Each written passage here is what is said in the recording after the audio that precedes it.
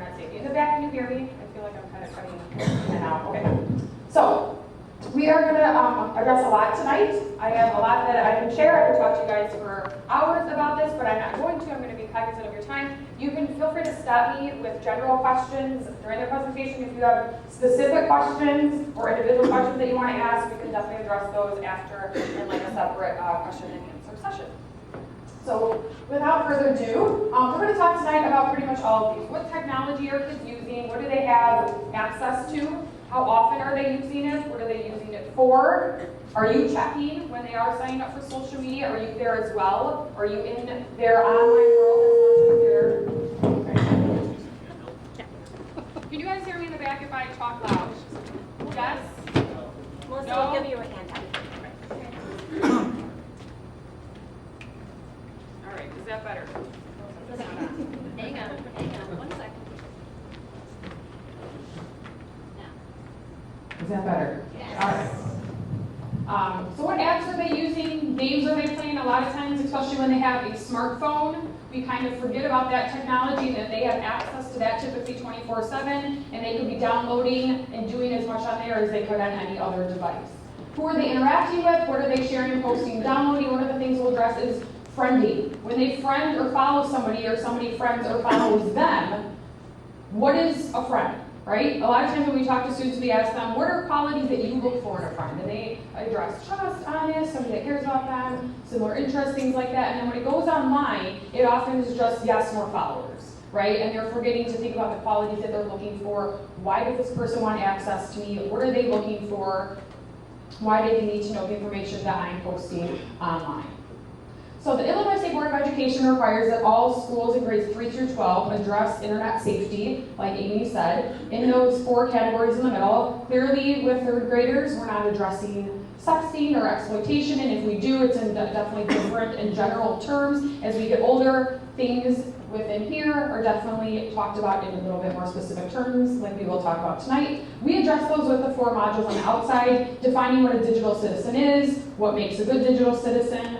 P stands for parental controls, privacy settings, personal information that they should or should not be sharing, content that they're uploading, downloading, viewing. YouTube and Vine right now are huge, so they're viewing a lot on those sites. And then who are you interacting with, as well as who are you when you're online. Kids tend to get brave behind that screen, think that they're invincible, and think that they can get away with a lot more because they're behind that screen and they feel more protected. So who are their influences? Typically at a young age, they're spending more time with family. As they get into school age, they're spending a lot of time with teachers, typically the same teacher, 7 to 8 hours a day. As they get into middle school, high school, they tend to spend a lot more time with peers and friends because they're changing classrooms, they're involved in more activities, and so those peers really become a large influence on them. Research says that kids typically reach out to their peers more often than parents. It's close. But typically they would go to their peers, and then maybe if that problem doesn't get solved, then they would talk to some trusted adult. So just recognizing that their first line of defense or support could be a peer who's typically on that same kind of wavelength as them, thinking, what should I do? Oh yeah, that's what I thought too. And then they go try it, and typically the problem is just going to get worse. And then the community within family community, school community, neighborhood community, whatever is acceptable there is going to then rub off on what they think is acceptable as well. So we'll touch on identity theft and scams quickly. Teens are aware that this happens, but going back to kind of that invincible feeling, they don't think it's going to happen to them. But the amount of content and information that they're sharing online is leading to this happening to teens more often because of the content that they are sharing. So addressing things with them, showing them when a pop-up comes up, why would you not open it, even at a young age? Or an email that comes through that's maybe spam. Show them, I'm not going to open this, or I'm going to delete this because this is spam, and then show them why you think it is. Also on social networking sites, if they are putting that they're adult age, which a lot of kids that sign up for things like Facebook, Instagram, Twitter, younger than 13, which a lot of kids are signing up for those younger than 13, they put that they're adult ages. Some of the schools that I go to, at least 50% of kids that have signed up for Facebook, Instagram, or Twitter have said that they put that they're 18 or older as their age. When you are 18 or older, you're considered an adult, clearly, and then there you will get ads on your Facebook and on those different sites because they think that you're an adult. When you're 18 or younger, you're protected by the Children's Online Privacy Protection Act, and so those things would not be filtered into their Facebook. So helping address with them when they are signing up, especially if you're allowing them to sign up before they're 13, monitor what they're sharing and especially what age that they're putting out there as well. When they click on a Facebook ad, are they buying things? More and more kids are online purchasing and probably using your guys' credit card. So paying attention to where they're purchasing, what sites they're purchasing. If they are, how can you address a safe site? How can you tell if there's a safe site? One of the last things I'm going to talk about with this really quick is how many of you moms are on Facebook or any social media site? How many of you put your maiden name as part of your username? What's one of the top security questions asked? Mother's maiden name. And with the amount of information that kids are sharing, and then they see you could put that you're their mom right on their Facebook, and then they easily have access to your maiden name. So with the amount of information that the kids are sharing, in addition to that, is leading sometimes to the identity theft. That doesn't mean you should take off your maiden name, but if the kids are not sharing as much, then it won't matter necessarily if your maiden name is out there. So what are kids sharing? About 90% of teens use their real name, post pictures of themselves, 80% use their birth dates, 70% post where they live. The older teens are posting their school name, and with just that information, you think they could be found? Yeah, in a heartbeat, right? And this doesn't mean that when they're signing up for a profile, they're typing every single thing in, right? Even if you don't put your birthday, how can somebody find out it's your birthday? On social media. People wish you happy birthday, right?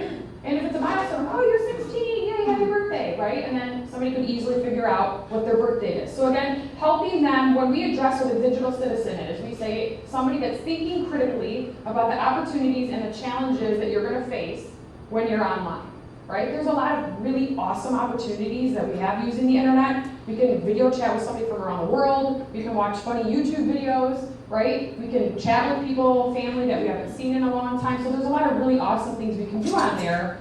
But they also need to be thinking critically about those dangers of putting things like a school name, of putting things like the town that you live in, using your last name, things like that.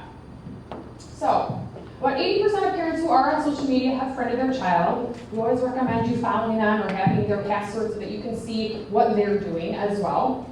About 90% say they're well informed about what their teens are doing online and on their cell phones. 94% of parents say that they have talked to students about what to share, what they're doing online. That conversation should be ongoing consistently. It should become part of normal conversation. Just like you care about where they go after school, you should also care about where they're going online, right? And you can't always, I had a parent the other night say, how can I check their history on their phone, right? Because on the iPhone, it's as easy as going swipe, it's gone, and you can't see where they went.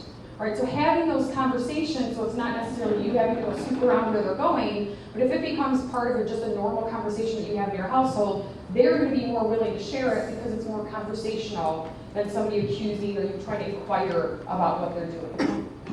84% of parents say that they monitor their child's online activity very or fairly closely. Now look at what the kids say. So about 41%, I would say this is higher, say that they're addicted, but they also want to unplug. And because kids are so impulsive, they're not going to unplug themselves, right? They need a little guidance, and it's probably so do some of us as well, to unplug. But giving them excuses to not be on the phone, right? If you can just say, blame mom, that's why you can't text after 9 o'clock, right? All technology goes in this basket after a certain time. It's going to charge the parents' room, we can have it back in the morning.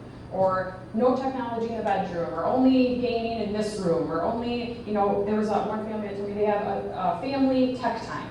And for that half hour, an hour, everybody can get on their technology, do what they want, and then it's over, and then they can have their family time, right? So setting some of those restrictions, some of those limits, helping them unplug. We ask kids how many of them come to school tired because they're on technology too late.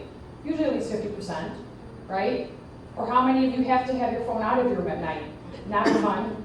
So giving them those excuses, because they could be up texting all night long, that anxiety of, I know my friend read my iMessage because it shows delivered and read, but why didn't you respond to me? I posted that Instagram picture, why didn't you like it yet? I saw that you liked somebody else's picture, right? So that anxiety at night sometimes leads to arguments. Kids do say, yeah, I got into arguments because of technology at night because somebody didn't respond to them, or something that they said, or they were tired, so they were crabby, and so they responded mean, right? Or just that misinterpretation of communication as well.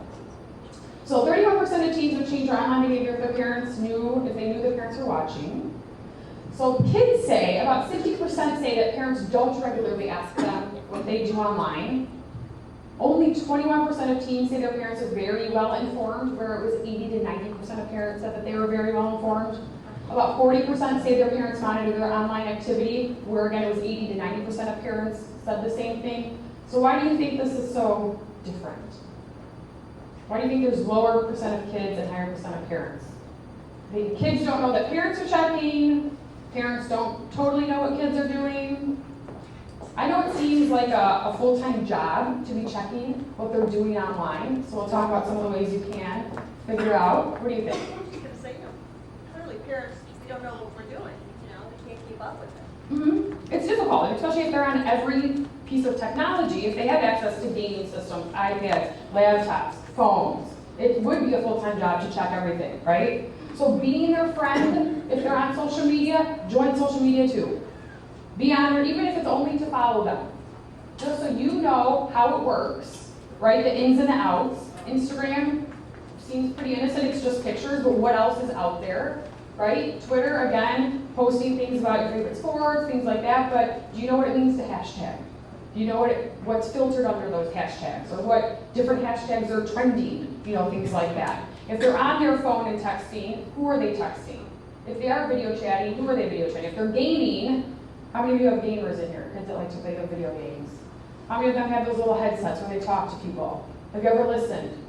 Have you ever watched the video games? I had a third or fourth grader the other day that was playing Grand Theft Auto. I don't know if you guys are familiar with Grand Theft Auto, but it's for mature adults, right? And then there's young kids on there. And it could simply be because the parents never, oh, all my friends have this, can I get this too? Okay, and never played it, because I'm sure if they played it or watched it, they would realize it's probably not appropriate, right? So just knowing, looking at those ratings, I'll show you a website at the end that does a really nice job of rating all of those, because they'll give you the ratings on there, for whatever reason.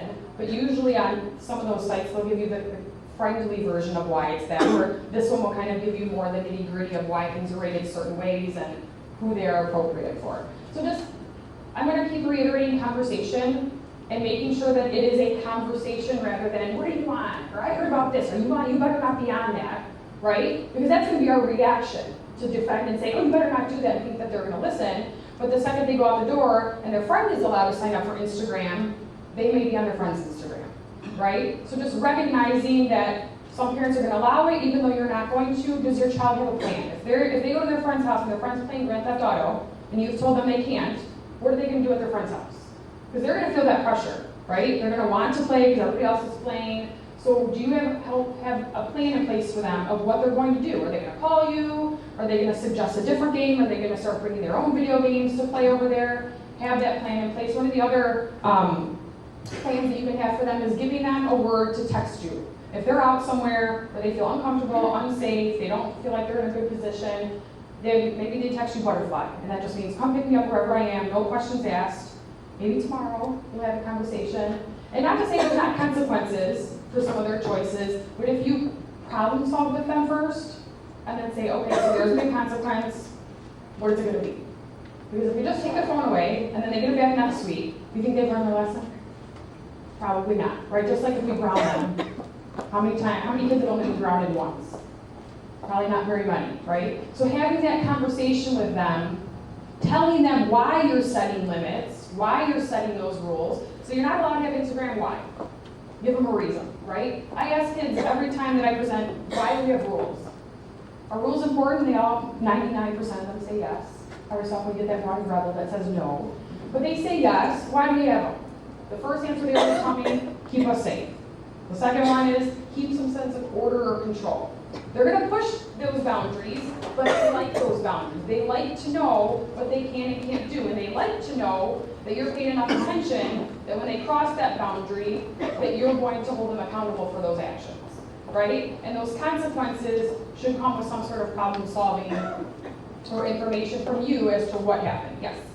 Okay, so you mentioned Instagram, and like my daughter's Instagram is private, Mhm. but I don't know what to do about her friends who are not private. Sure. Because they could put something from her Yep. on their Instagram. What do you do about that? Like, I And then so you can't be friends with anybody that's not Right. private? But she could say, please don't post pictures of me if you're not private. Now, if they're going to respect that or not, you never know. Most kids, when we ask, you ask your friends first before you post pictures, most of them say no, right? It's just kind of like the norm now. But if she goes and asks them, like, you know what, I know you're not private and that's fine, but can you please not post pictures of me? And if they don't listen, I mean, maybe that's something to address with the other parent and let them know what your concern is. Or have your daughter say, you know what, why aren't you private? And maybe she could talk to them about why she set her privacy settings and try and encourage the other kids to go private as well. It's really hard because most of them have I know. friends. Oh, at least. At Yes. least. Yes. Typically, on average, kids have about 300 Facebook friends. Instagram, much higher, on average. Yeah. Yes, it is frightening. And they think, and 300 is like low to a lot of kids, especially on things like Instagram. And that's why we're really trying to address with them, what is a friend? What do 300 people that you may have met want to do with you? Right? And why are they wanting to see your stuff? One of the things I tell the kids is, have you ever been to Native Pier? Have you ever been to the zoo? Would you walk around and hand out a card with your picture and all your information on it to everybody you saw at the zoo? And they laugh at me. But that's essentially on something like Instagram, that's what they're doing. And so helping them, it's very difficult because of the kids' brain development. They are still really impulsive.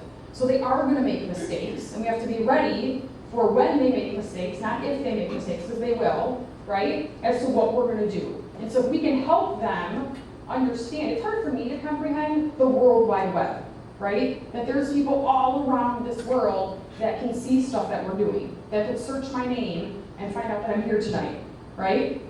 So imagine if it's difficult for us, for a child, you know, a teenager, to process the World Wide Web. It's very difficult. So if we can help them understand, you know, would you go to the zoo? Let's go to the zoo. Let's go to the mall. Let's go somewhere that's busy. Are you going to walk around to each of these people and hand them a picture of you? Tell them where you were.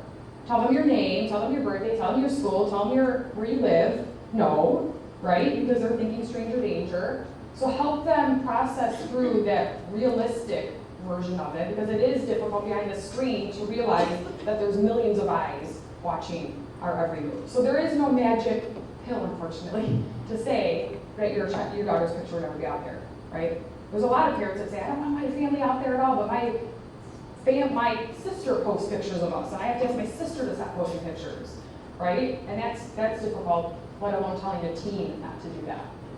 So setting expectations, being reasonable, they're going to want to sign up for something, or they're going to want to game. And sometimes they want to do both. So what are you going to do when they come to you and say, I want an Instagram? All my friends have it. If you say no, are you going to trust that they're not going to make one anyways, right? Because they might. So being reasonable, negotiating, communicating why you're saying no, why you're saying wait, why they need to be private. And like I was saying before, it does help them be less anxious when they know that you're setting rules that are respectable to them. And as they get older, we have to release that responsibility. High schoolers, we're not going to be checking every single text. We're not going to be checking every time that they post something. A younger kid who's just signing up, maybe you are monitoring what they're posting, monitoring who their friends are. They have to ask you first, things like that. So I'm going to go into the parental controls. If you have an Apple device and would like to take it out, I would not be offended. There is an app for the Android to go through some of the similar parental controls. So if your child, this would be for your child's device. If your child does have a different device, I'd be happy to talk to you afterwards about your options on those devices. But this would be on the iPad, iPod, iPhone, any of those devices. The first one you guys may have heard of is geotagging or location services. One of the things that we talk to the kids about that are on Instagram is every time that you take a picture, something called metadata is embedded in that picture. And one of the things, if your location service is on, is your latitude and longitude. And essentially that tells people exactly where you are. So if they're posting pictures, it's not something if I just double click on your picture that I can see, but it is embedded in that picture if they are sending those or sharing those pictures. So you can turn it off. So we're gonna go into settings, go down to privacy. Under privacy, you'll see location services. It should be on. If they were ever legitimately lost God forbid, kidnapped, this is one of the ways they can find them. So do not tell them to turn location services off. But all the apps that want access to your location will be there. Facebook, Instagram, Twitter, Maps, Compass, Camera, Dunkin' Donuts. So you can turn off for camera, and that way that latitude and longitude won't be embedded in that picture. Facebook, Instagram, Twitter, every time you post, if this is on, it'll automatically upload in Barrington, near Chicago, in Batavia, wherever you are, it's gonna upload that. Even if you're not checking in, it'll automatically do that for you. If you turn this off, it will not do that for you any longer. Obviously, you want to leave it on for maps. Yes? I just wanted to clarify, you said, so in the location services, you want to turn off the camera, is that what you said? If you don't, otherwise it will embed in that camera your latitude, longitude in every picture of where you are every time you take. So if you want to know where the local Dunkin' Donuts is, leave it on. But for apps that don't need your location to work, you can turn them off. If you go back to settings, click on General. So now we're in Settings General. Scroll down to Restrictions. You will now need to enter a passcode. So remember your passcode so you can get back in there. If you're setting this on your child's device, they may have a passcode to get into their device. This can be different. So if they type 1234, you can do 9876. Just don't tell them, because otherwise it kind of defeats the purpose of having restrictions. If you're setting restrictions for them, don't tell them, hey, I'm going to set these restrictions, this is why, so that they know what's going on. Because if they have downloaded Vine, for example, and you change so they cannot download 17 plus apps, Vine will disappear, and they're going to wonder where it went. They might try and download it again, so let them know that you're setting that. But type in your passcode, and this will pop up.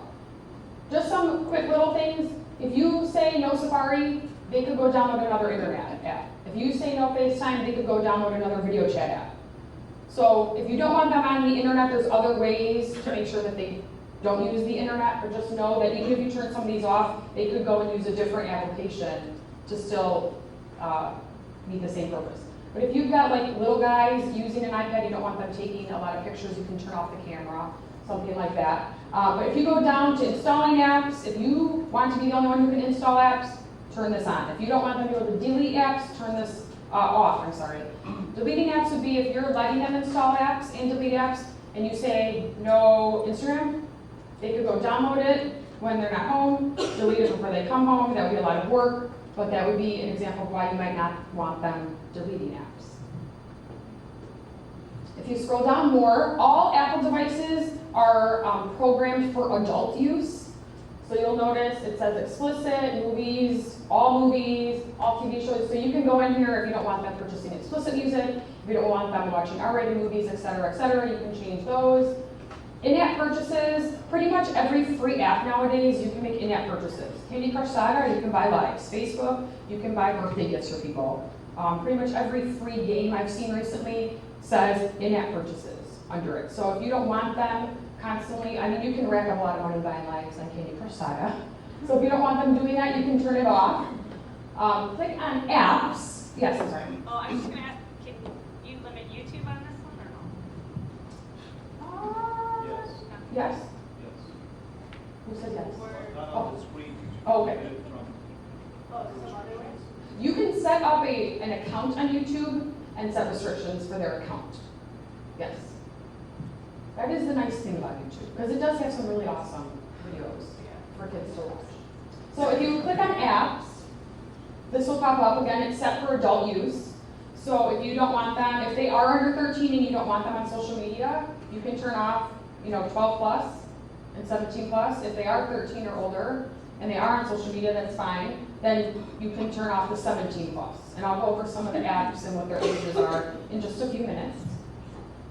If you go back to restrictions, Twitter and Facebook, this allows you to be in control of changes made on their account, such as friend requests and or settings, like privacy settings and such. And then down a little lower, multiplayer games. A lot of games are multiplayer. Words with friends, you can play against other people and you can chat. Clash of Clans, which is super popular right now, you can chat with people if you're playing multiplayer. And I've seen some very vulgar, nasty things that people post when they're playing Clash of Clans, which to me I don't understand. But just know that even if they're on some of those more innocent games, if they are a multiplayer and playing against random people, that person could initiate conversation with your child. So just being aware of that. So maybe just, if they are playing those multiplayer, because that is fun, just having that conversation. If somebody tries to chat with you, you don't need to reply or something like that. And then this is the app for the Android to set up parental controls. And like I said, I'd be happy to talk with you after if you have a different type of device. Any questions? So cyberbullying. Cyberbullying, when I talk to the students, we go through teasing, bullying, cyberbullying. What are they? Why do they happen? What can we do about it? I also address that cyberbullying is against the law. There is no one-size-fits-all definition that is covered, but essentially threatening, harassing, stalking is what would be included within there, but there would have to be viable reason to believe that somebody could carry out the threat, something like that. Stalking is not, I know some teams like to Facebook stalk people to see what they're doing. That doesn't necessarily count, but if they're doing everything they can to block that person, keep them away from harassing them, and yet they're harassing phone calls or emails or something like that, but that is something that would have to be decided by local law enforcement before it could go into any sort of criminal case. So why do kids cyberbully? Instant crowd, instant attention, right? Even if people are not commenting on it, not liking it, they're getting an instant crowd of people that are going to see what they're posting and what they're saying. They can choose to be anonymous. There's Instagram accounts that are created just to harass people, right? Emails that can be sent. Cyberbullying includes any sort of technology. Texting, email, Facebook, instant messaging, video messaging, any of those pictures, things like that can be included in the cyberbullying. They don't have to face the reaction, so I don't have to deal with how you're going to react. I don't have to see if you're upset. I don't have to deal with you coming back at me and trying to defend yourself. And then again, this feeling of being invincible. Kids on these anonymous sites think easy way to cyberbully, right? But there's not a way to be anonymous online, especially when it includes law enforcement. There's all sorts of ways that they can be traced back to that person, back to that device, back to that account, back to the internet that was used, so whether it was used the school internet, Starbucks, at your house, and then down to what device was used as well. So like I said, there's no really one-size-fits-all. All schools are required to have a bullying policy, and I know more and more that they are including cyberbullying within that policy as well. So about 1 in 5 teens say that they were bullied in the past year. In person is still most common, but the thing with cyberbullying is it just takes one kid to post one thing for an entire group to now be involved in that. So, and that is why often cyberbullying is more magnified and worse on the person that's being victimized because of the amount of people that come to school the next day and all of their classmates have seen what's been said or see the picture that's been posted. So 1 in 5 teens, that's a lot. In a typical classroom, 25 to 30 students, that's 5 to 6 kids within each classroom that still say that they are bullied. And often, it's not in front of adults' view, right? And that's why when I talk to students and we talk about bystanders and what they can do, they are really the ones that have the power, right? We oftentimes give kids a little survey, and one of the questions says, is bullying acceptable? Usually, 95 to 100% of kids say no. So they know it's not acceptable, but they know it still happens, they acknowledge it still happens, but they need to feel empowered rather than feeling the pressure to laugh at, or to like, or to comment on it, to feel like they're included.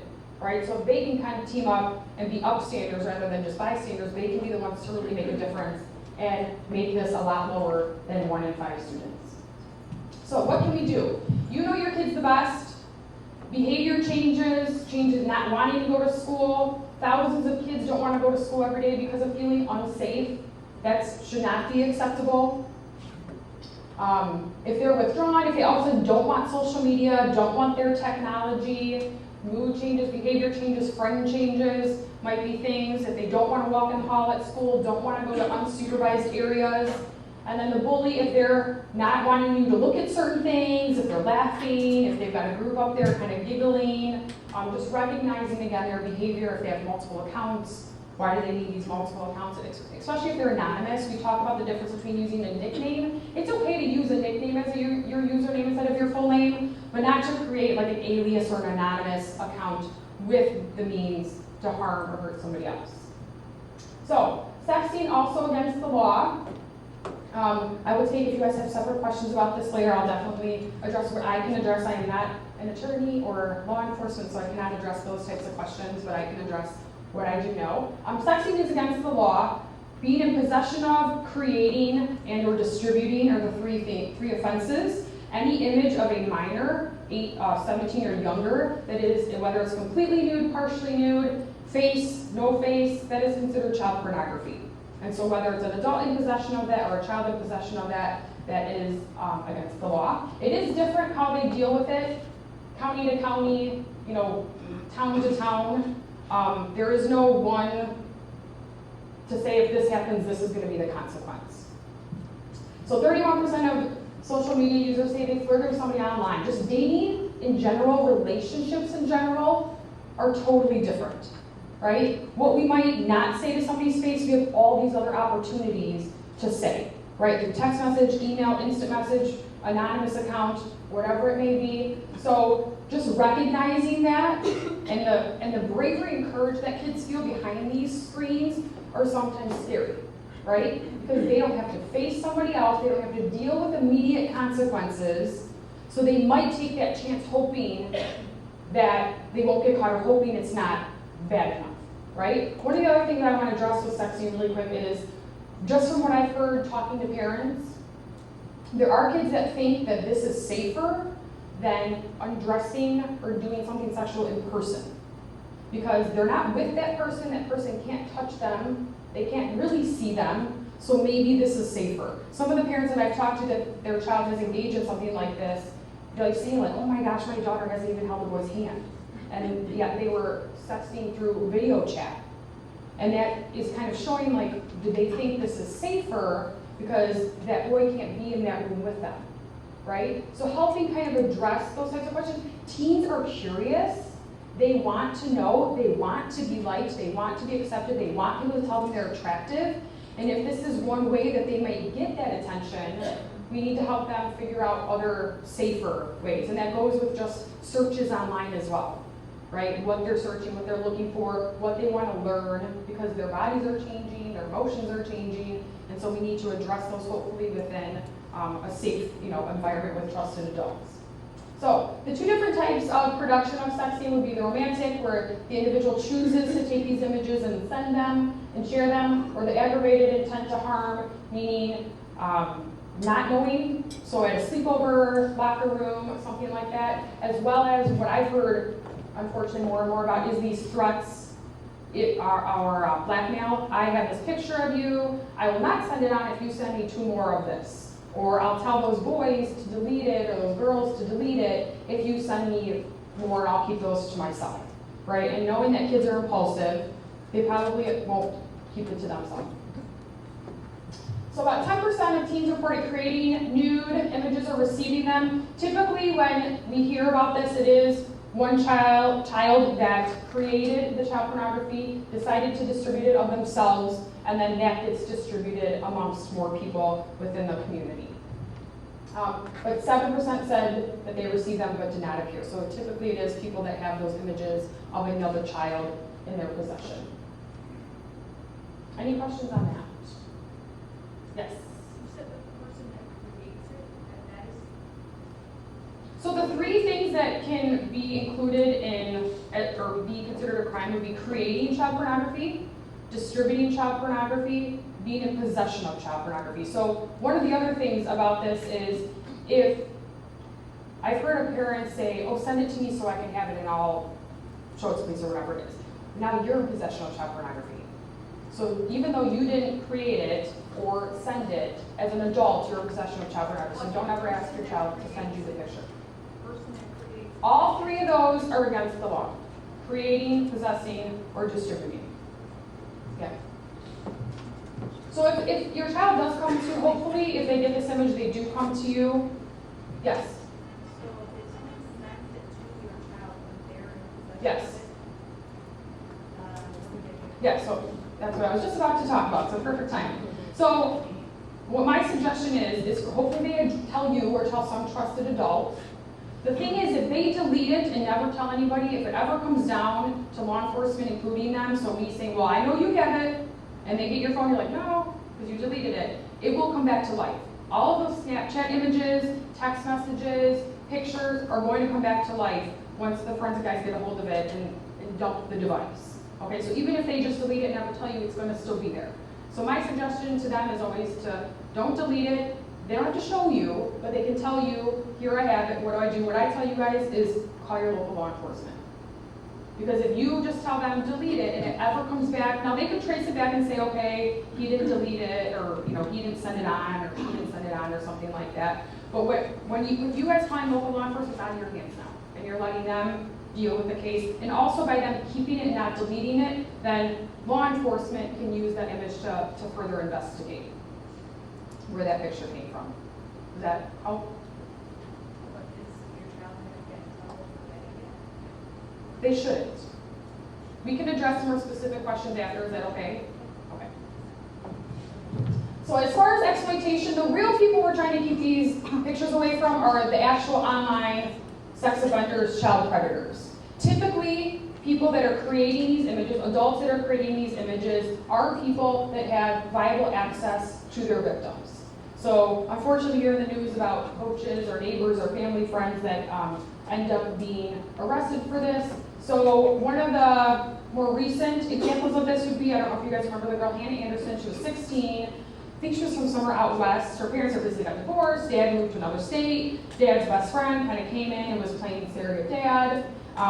He had eventually ended up kidnapping mom and brother, took them to his cabin, killed them, and then kidnapped her out into the wilderness. And luckily some horsemen came in and rescued them. But two of the things about her story, first of all, when she got back, one of the first places she went to vent about her situation was social media. And she was answering random people's questions. And one of the questions was, why didn't you tell anybody that this guy creeped you out? And her answer was, that was Dad's best friend. I didn't want to ruin that relationship. Kids have this feeling of, I must have done something wrong, or I must have deserved this. Or parents might react, oh, Joe, not Joe, no way, you must be misunderstanding, or something to that effect. So when kids come to you with something like this, just make sure to hear them out, to listen, and to know that if they're coming to you with something like this, that's awesome, that they're coming to you for help and to help problem solve. So just being aware of this is, not every child obviously is going to suffer this, but just recognizing that people that are exploiting children and creating this child pornography typically are people that do have that access or relationship with that child already. So helping kids understand relationships in general. Online and offline relationships should be different. The trust that you have in somebody that you know should be very different than the trust that you have with somebody that you met online, even if you've been gaming with the same person for a year. A lot of the kids that I ask, how many of you have talked offline with somebody you met online? They typically it's through like text message. And usually it's gamers that have been gaming with the same person for however long that they've been gaming, 6 months, a year, 2 years, and now they consider that person a friend. So just make sure that if your child is a gamer or just online at all, that you're having those conversations. I had a dad a week or two ago that said that his 8th grade daughter, he found out that she was texting with a guy she met online. And never in a million years would he have thought, my daughter, luckily though, he was monitoring who she was texting and said, who's Darius? And then she was honest and said, oh, I met him online. And she thought nothing of it. Right, so having these conversations, because again, it's not going to be if they make mistakes, when they make mistakes. It might not be that they're talking with a stranger online, but it's going to be something where they're, learning from their mistakes using technology. So predators seek victims with histories of sexual or physical abuse are hundreds of times more likely to be re-victimized, and then the predators seek out victims that are comfortable, adults or children, that are comfortable talking about sexual or posting sexual things online. I'll give you a quick example of my 8th grade cousin. Have you guys heard of Ask FM? I will talk about Ask FM shortly. But she was on Ask FM, and it was when it was first super popular, big in the news back in the fall. Signed up, and I was like, well, I need to search somebody that I know. I want to see what it's about. So I searched her because I knew she was a social butterfly. Found out she had 2 accounts. One that mom and dad probably knew about, the other that they probably didn't, but she didn't hide it very well because it was first and last name. Other username was first name, middle initial, last name, which couple reasons why that's not so smart on her side. But I was just looking through, what are people saying? She was posting stuff about her town. She was posting friends' names about her within her town. And then she was also, somebody posted something very sexually explicit to her, and she replied to them. And again, going back to never in a million years do you think your child, that really hit home for me, that kids online, oh, this is cool, it's fun, it's funny, right? I'm not saying it, I'm typing it, it's not as bad, I don't see this person, so I'm not saying it to their face, right? Who knows what all was going through her head? And of course, when I asked her, she didn't tell me what was going through her head, but just recognizing again that kids are experimenting, they're curious, there's peer pressure, and they're going to make those mistakes, and it is going to be kids within our own homes. So, 1 in 7 youth actually receive these requests. Sometimes it's even their peers being silly or joking around. But 34% of youth are exposed, and that kind of goes back to what you were saying about getting these images, even if they didn't ask for them or want them. So, safe posting tips. One of the big things with parents and kids as well as itineraries, you probably have seen the commercial where the ladies with their in a little beach hat, off to Aruba, or wherever it is, and the guy with the ski mask, have a nice trip. So, post your vacation pictures when you get home, or even if you're posting, having a nice dinner, if your location services are on, it could come up in Orlando, and without you even trying to give away where you are, Facebook or Instagram has already done that for you. And then, when we ask kids what you should never post online, they know. They're very clear about, down to don't post your social security number, right? Don't post your credit card information, even though they don't have one. But they are clear about what they're posting, but help remind them that it's not just when you're signing up for a profile, it's when you're posting, how much are you giving away? One of the challenges I like to give to the middle schools and high schools especially is to pick a friend, sign out of all of your accounts, pick a friend and search each other. First name, last name school, because school might be posting about sporting events, awards that they've won, whatever it may be, usernames, gamer names, search each other. Write down, what story are you telling? Is it a good story? One of the things I do with some of the kids sometimes is, what is your digital footprint going to say? That you're funny, you're mean, you're kind, I had a girl write depressed, which is really sad, but have them think about, what story are you telling online? Because as they get to high school and start applying for jobs and colleges and scholarships, that's going to be out there, and people are going to look at what their story says. Also, how much can I learn about you? If I wanted to, could I find you? A complete stranger. And the predators will travel. And they're not the creepy guy in the creepy Facebook picture either. A lot of the kids say, well, they look nice enough. The child predators are going to have a nice looking picture of a teen, and that's how they're going to try and get into your child's world. So if they are accepting hundreds and thousands of friends, then that could be one of those hundreds or thousands that they're accepting. So I'm not going to go through every single one of these, but I will touch on a few of them. WhatsApp, which is second line down, is one of the newer ones that Facebook has acquired, so it's making its way up the charts. It's an instant messaging, video chatting, voice chatting app. It does not hit against your text message plan or any of that. Skype, FaceTime, and Uber are the top video chatting apps that the kids are using. YouTube, like we've been talking about, is super popular right now. And the cool thing is you can set up an account for them and set restrictions within that account. Omegle or Chat Roulette, anybody heard of those?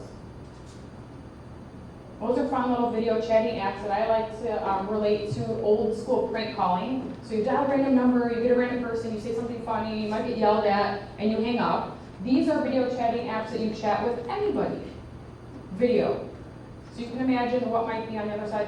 I never mention those to the kids when I talk to them, but if you hear them, and usually when they do see them, they go, Omegle? And because they know that they shouldn't be on there. Omegle? Over there in chat, is that we were asking what the names were? Chat Roulette. I've never heard a child say that one. Whenever they brought either of those up, it's been Omegle. So Facebook, 13 plus, ability to set privacy settings. Like I was saying, typically the average teen has about 300 Facebook friends. Any questions about that? How can a high schooler possibly have a Facebook page and not mention what high school it is? Good question. I mean, they can mention their friends. Oh, how could a teenager have a Facebook page and not mention their high school name? The big thing that I tell kids is, you're right, ultimately, they have to make decisions, hopefully with your guidance, as to what their story is gonna be online, right? They have to make that decision for themselves. I could sit here for days and talk to them blue in the face about what they should do or shouldn't do. And I always tell the kids, I'm not here to tell you what you should and shouldn't do. I'm here to educate you so that you're aware, right? So if they're posting that, are they private? If they're private, it's not gonna necessarily matter. So maybe go and search your child and see what comes up. Because they can have a page, they could just have Melissa. My picture is not of me, my profile picture, and I'm private. So if you search me, you're really not gonna know it's me because it's not my full name, it's not my picture. And if I do put pictures, it's always of a group, right? And then, so what you're gonna learn about me is very minimal. Now, if I go and have a public Instagram, well, that's gonna totally defeat the purpose of me trying to be so private on Facebook, but that's typically the case. Typically, kids have Facebooks that are private and Instagrams that are open to the public. And they think that's the purpose. And when you ask how many friends, the kids that have a fewer amount of friends are kind of like this. The kids with a larger amount of friends are like this, right? And they think it's, more likes. That's what they want, more likes. It's a competition. Instagram 13 plus, ability to set it to private. There is an instant message direct feature where you can message and share things in small groups or one-on-one, more or less like a text or a group chat. Twitter is also 13 plus. Typically high schoolers, I found, are more on Twitter, and the middle schoolers are more on Instagram. I don't know if that's what you guys see, but in the schools that I've been to recently, that tends to be the case. Typically, Twitter is much more impersonal. They're typically not sharing very much about themselves. They're following their favorite celebrities, their favorite bands, sports teams, so on and so forth. Same thing, it's automatically open to the public. They would have to set their privacy settings. So when your kids are first signing up for those, I would sign up with them so that you know how it works and you know what they can and can't do. Make sure that they're setting their privacy settings. Vine, also super popular. Little 6-second video clips. Kids love Vine.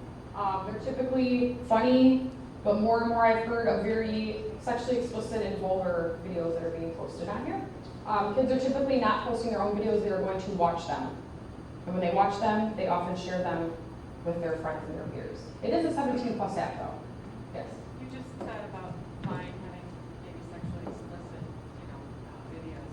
Can you block those somehow from their, if they have a Vine? I don't think my daughter has one, but I'm just wondering. Yeah. The thing with some of these is what they're named, like if it's filtering based on name and things like that, and unless Vine is going in and looking at all the content, then not necessarily. And now, things like this where it says 17 plus, it's as easy as downloading and it says, you're supposed to be 17, or something like that, are you? And they go, yep, and they're in. So again, if you're setting those restrictions, they would not be able to download this one. Okay, let's say that your kids downloaded it and you didn't have restrictions set and you found out later that you had it. Is there a way to go and just delete it as a parent? Or To delete the app? Yeah. Oh yeah. And once you hit no 17 plus, it'll disappear.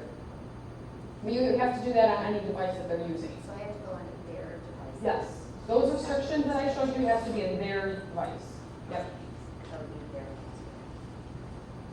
To get into their device. But they probably have not set restrictions for themselves. Oh, you think? Okay, I was going to say. Think you have? And if they have and they don't tell you the phone, then that's when you say, okay, thank you, you can have it back when you give me your password. Now, if they download something like this on an iPod Touch, do they have to pay for it? No? It's free. Did you say the password to get into the device and the password to get into restrictions are different? Different. Yes. Yes. That's what I want to know. The passcode then is just for current parents to get to restrictions. Yes. And they don't know whether you set that up or not. As long as you use their password to get on their device and put a passcode, they don't know that. Right. They'll know when the apps are disappearing. Or they can't do certain things. So Snapchat, 13 plus, other than sexting happening on here because they think that their pictures disappear, which they don't, those are all still on their device too and will come back to life if their phone gets confiscated. But bullying happening on here quite a bit as well, where kids are maybe taking a picture of the floor and then typing hurtful things or typing things on pictures. So Snapchat is where you can take a picture, you set how long you want the receiver to watch it, so 1 to 10 seconds, and then it disappears from your view and their view. There is a new thing called a story, which stores their videos or images for up to 24 hours, so that you, if you're their friend, can see them, or they can see it, and you just hold it and it just plays through everything that's gone on for that day. That on that site? That's on that app? It's part, yeah, that's new. Yeah, that's new to Snapchat. One of the things I want to emphasize really quickly about all of these, especially the ones that are for 13 and under, there are ways to block people on every single one of these. There's ways to report cyberbullying, inappropriate images, anything that's against their terms of service, their rules. There's ways to report those anonymously. So you can report a user or you can report a post on Facebook. And it's not going to go and say, Melissa reported you that you were posting these pictures, right? But it's against the law for these sites to have those images. So when Instagram sees a picture like this, they send it out to law enforcement. They don't want child pornography on their page, right? So if kids can help alert when this is happening, because cyberbullying is also against the law, it's also against their rules to do that on their site. So kids should know, even gaming, you can mute a user, you can block somebody like Minecraft. If you can block people from coming into your Minecraft world, you can report users on those sites, and that's helping to keep kids safe because they know that kids and teens are using these sites. So Kik is 17 plus, it's an instant messaging app. You can use it on any device, not just phones. Kids use this for instant messaging. I think I said it doesn't hit, if they're limited on text or something, this does not hit against that. It is 17 plus for, it's one-on-one access, and when gamers or even people on these social media sites want one-on-one access to your child, this is one of the ways they'll say, kick me, or what's your Kik account, or something like that. And then this is where they would have one-on-one access to your child. Ask FM 13 plus, ability to be anonymous. My understanding is on the Apple devices you can no longer be anonymous, but on any other device you still can. This was way more popular back in the fall, and because you have the ability to be anonymous, there was huge issues with cyberbullying. A lot of kids are no longer on here, and if they are, they're just kind of going to see what's out there, and they're not, from my understanding, from the kids, they're not using this as much. So this one you may have heard in the news back at the beginning of the year in a lot of the suburban high schools. YIGAM was first created for college campuses because it is all based on location. So it kind of makes sense that you could be yakking with people from within your college campus. But your location has to be on. When you download it, you do not create a profile. You are just automatically there, so there's no username, no password, no real identifiable information that it's you, except when you yak, which is a post essentially, you can touch on it and it will pinpoint pretty much exactly where you were when you posted that yak, which is frightening. You can upvote, downvote, comment on it. I downloaded this shortly after I heard about this, and it was crazy. The things that people posted about blew my mind because they think they're honest, so they think they can be funny.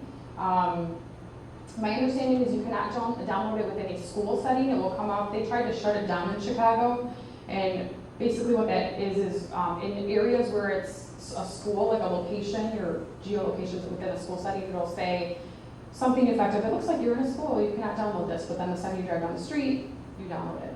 So if you haven't been on here just to see what it is, I would encourage you to see what it is. So if you know, if you see that your kids are on there, you know what they're going to be experiencing. And there is no online monitoring, like it says there.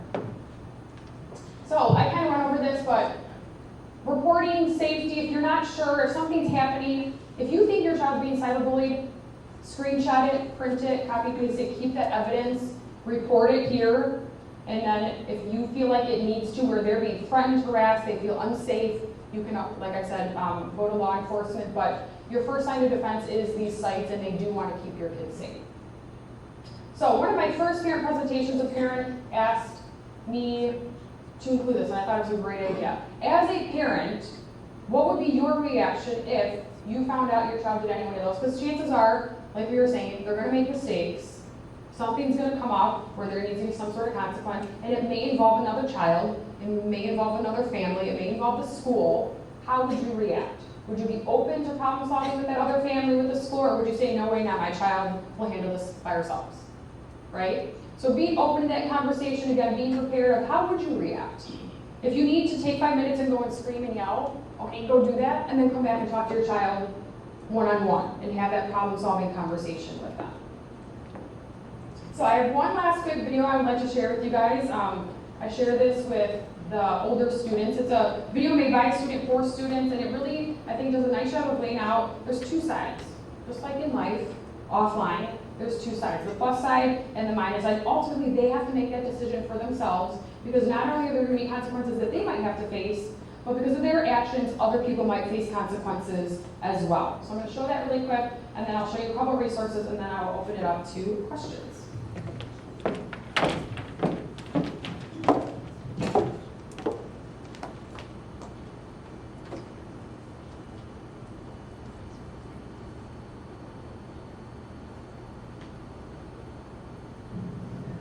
This is a line, and this line is mine. You'll kindly find my feet and my spine are perfectly aligned. You'll also find that on either side is a plus and a minus sign. Right now I'm on this line, minus this. Now I'm on line. This is a line, and this line is mine. You will kindly find my feet and spine are on the plus side. Now I like to assign and also define what one might find on this side of the line.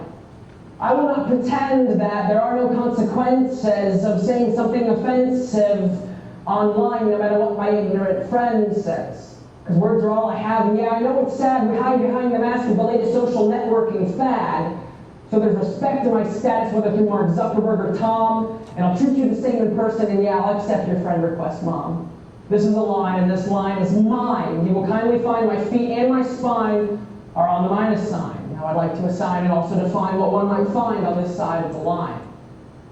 Now I might seem unassuming, but if you only knew what I was doing, brewing, spewing, spitting venom when I'm at that screen, I ruin. Reputations I will splatter, typing faster I get madder, all the insults I will gather, you're so lucky, it's only sadder. Day. You have one day, oh yes, Sunday, for my words to die away. And on that one day, oh I must say, you're gonna wish you had a different name. But then it's Monday, and at school, I'll remind them all of what I said. Then it's Tuesday, and then it's Wednesday, and then we'll all find out you're dead. This is a line, and this line is mine. And now that I've assigned what one might find on either side, you will kindly find that my feet and my spine are on the plus sign. And I'm not moving. Where are you? All right, so with that, I just like to encourage kids, when they go home, to think of something positive that they can post. I was at a high school not too far from here at a fair, and we had posters. And I had a poster that said, what information should never be posted online? What positive information can you post online? Which one do you think filled up faster? What you should never post online. I could not rip off Post-its fast enough for other kids to put new Post-its on there. And once we finally got to the plus side, they're like, selfies? Are selfies okay? Fashion?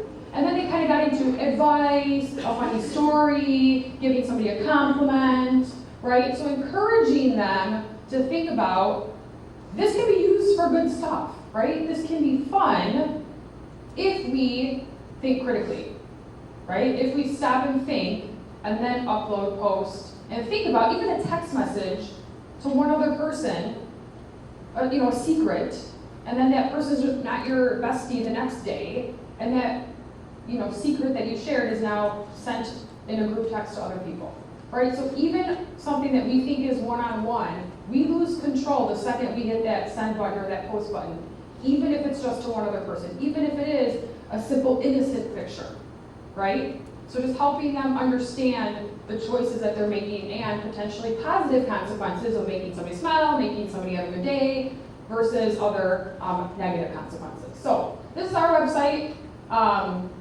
The Safeguarding Children website down at the bottom. We have resources for home as well as school. It's just illinoisattorneygeneral.gov. And then we're under Safeguarding Children. One of our other websites is the eBully website, we have a hotline, both a phone and an email hotline. The email goes directly to me. And then we have I have another coworker who answers the phone hotlines. We'll be updating this summer with lots of new resources and fun things. And then these are some of the other helpful sites. NetSmart's 411 is awesome. They have resources for all ages. When I was at Lines, I showed some fun videos from there. They've got resources, they've got videos for the older, it's kids, tweens, teens, and parents, and as well as schools. You have to sign up for it, but it is free. The teen ones are great, the videos. They are real life situations that are made into videos for kids to watch. CommonSenseMedia.org is the one that rates things. They also have resources for parents. They rate the apps and share information, further information about the apps that you might want to know. Also go to your app store, looking at the top free apps. I typically look at the top 100 free apps and just see what's trending, especially in regards to social media. The other thing that I do, and my coworker does down south, Google Alerts. Social media and teens, cyberbullying and students. I learned about Yik Yak months before it became crazy popular because of my Google Alerts, which is really awesome.